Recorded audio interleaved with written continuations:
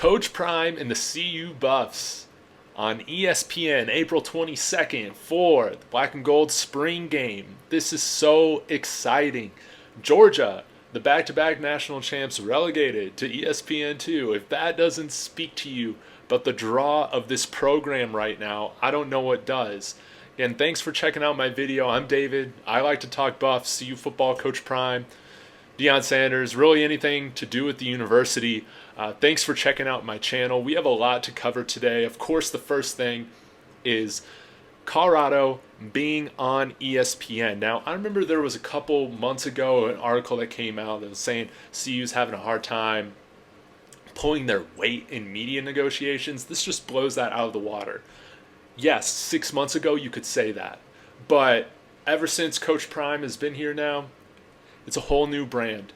It's a whole new thing you're selling. And when George Kliavkoff said, a few months ago, yeah, like Coach Prime definitely affects how we're negotiating as a conference for a media deal, this proves his point in that sense. Like, this is a new brand. Of course, that doesn't take away the difficulties of losing the LA schools in the conference, but this helps. This helps their negotiating power a little bit. So let me know if you're going to be at the spring game. I'm going to be there, so it would be really cool to meet up with some of y'all.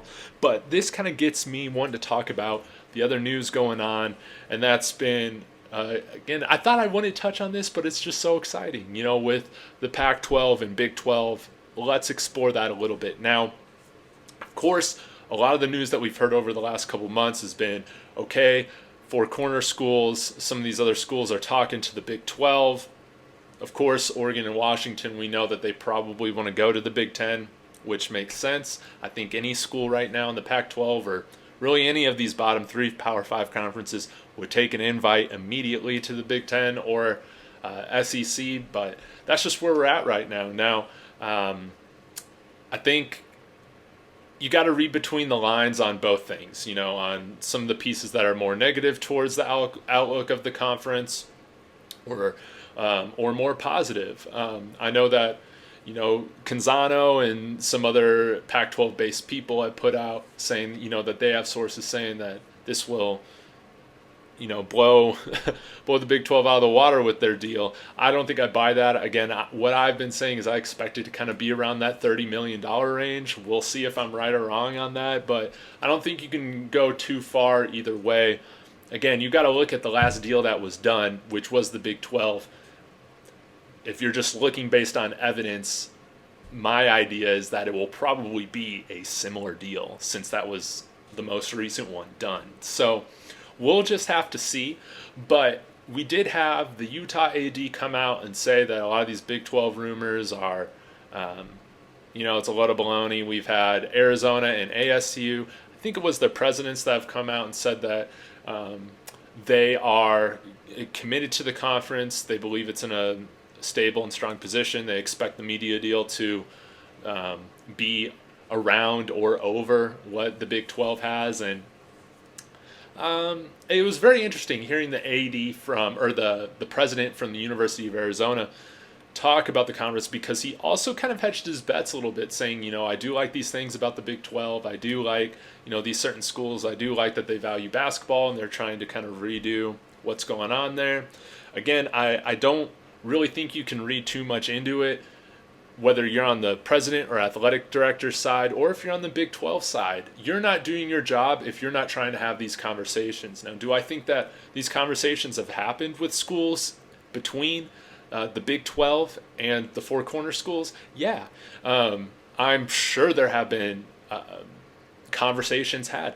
I think Colorado, where I want them at, is I want everybody to know that they're open for business. We're a brand on the rise, let's see what's the best deal that we can get.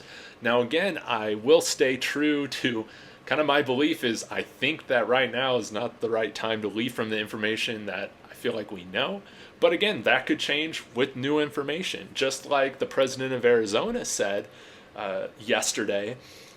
Again, we can't make any final decisions until we get the numbers from this deal. Now, there has been more reports coming on, with The Athletic, or I think even Dennis Dodd might have said something today that he expects the media deal to get done and it to be around that Big 12 number. So we'll just have to see. Now, if for some reason this deal falls apart, obviously you have to explore all options. But right now I feel like a deal is going to get done. But I did want to focus on a little bit, if we were to move to the Big 12 right now, what are some of the advantages that come with that? And I think the first thing you got to look at their commissioner, Brett Yormark. Now, he seems to be operating in a much different way than conference commissioners have normally operated in the past. I mean, this guy's out in the media. He's working, with Endeavor, which is a PR firm, which has, I feel like, helped the Big 12 really control this narrative of conference realignment, potential poaching, and all that you've seen kind of come about within the last few months. And not to say, I'm not saying that their information is all made up or fake or anything like that, but they're getting their stories out there, and that's a powerful thing. And so I think when you look at the conference, having somebody like that, that's a huge advantage.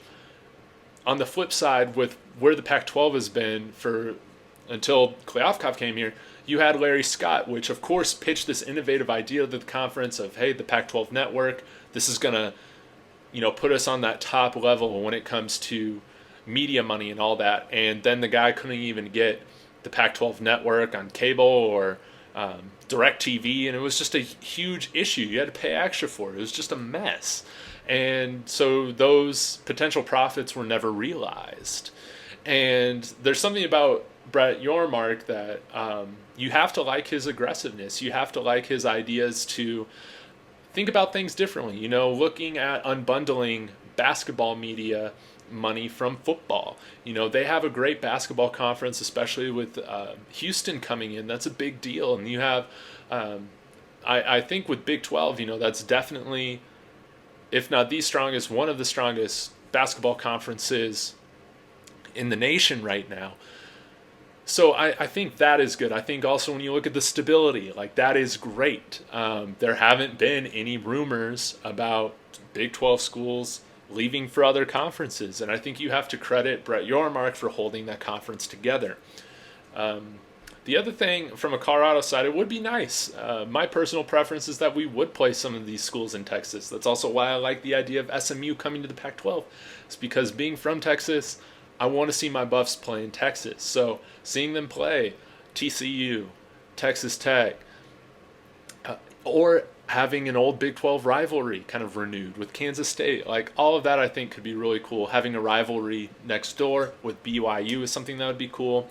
But I think also what I think about too is there hasn't been anything official about this, but I hope that CU to an extent, we kind of stick together with Utah. I think that that's potential to be a strong rivalry and partnership in some ways, and you want to keep your enemies close in some instance. So we'll see what happens there with that. The other thing I want to say is I like how Brett Yormark is trying to grow college basketball, but I am a little bit skeptical on just college basketball right now as a whole.